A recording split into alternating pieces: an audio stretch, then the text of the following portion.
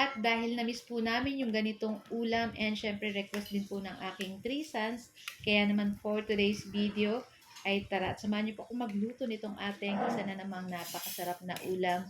Walang iba kundi itong ating pork giniling. So tara na guys at samahan niyo po ako magluto and enjoy watching po. So ayan na nga sa ating kuwali, magpainit po tayo. And then maglagay po tayo ng konting cooking oil and pagkatapos igisa na natin dyan yung ating bawang at yung ating sibuyas. Ayan, halu-haluin lang po natin iyan hanggang lumabas yung aromatic or bango nitong ating ginigisang bawang at sibuyas.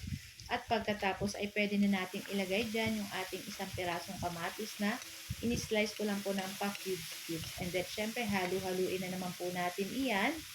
Ayan, so hindi na po tayo gagamit ng tomato sauce or tomato paste kasi iyan ang kamatis ang ating inilagay dyan. So after nyan guys, ilagay na po natin itong ating pork giniling. And syempre, titimplahan na po natin yan ng pamintang durog at maglalagay tayo ng konting soy sauce para habang ginigisa natin o sinasangkot siya natin itong ating pork giniling ay may lasa na po. So mamaya ay maglalagay na lang tayo ng pampalasa pa. Ayan. So halu-haluin lang po natin ito at magtutubig pa po itong ating pork giniling. So ayan na nga at nagtutubig na yung ating pork giniling dyan. Before that, maglagay muna tayo nitong ating aswete powder. So, ito po yung magpapakulay dito sa ating pork giniling. Ayan. Tapos, syempre, walang humpay na paghahalo-halo na naman po. Ayan. Tapos, maglalagay lang po ako dyan ng konting liquid seasoning para mas malasa yung ating pork giniling. And tatakpan lang po natin iyan and lulutuin natin sa katamtamang apoy. So, ayan na nga at binuksan na natin yung takip. Naglagay na ulit tayo ng 1/4 cube at 1/2 teaspoon ng sugar. Tapos, syempre, halu-haluin na po natin iyan.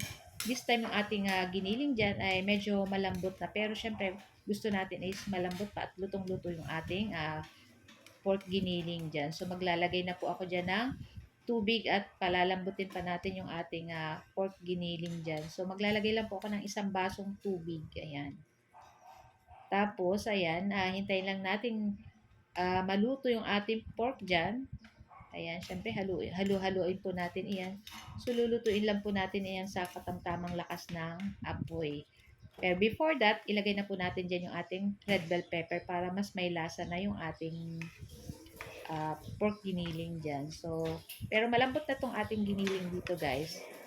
So, medyo papakatihin na lang natin yung sabaw kasi lulutuin pa naman natin itong ating carrot at yung ating patatas. Kaya, ayan.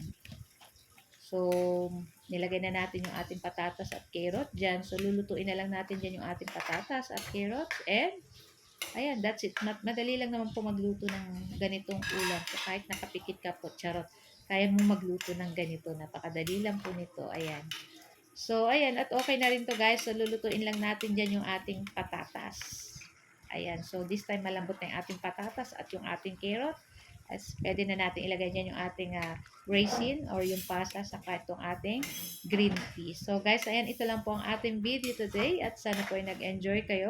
Huwag niyo po sanang kalimutan mag-like, comment at pa-share na rin po ng ating video. At kung bago pa lang po kayo sa aming page, huwag niyo po sanang kalimutan mag-like and follow. So guys, thank you for watching. Happy tummy. Bye!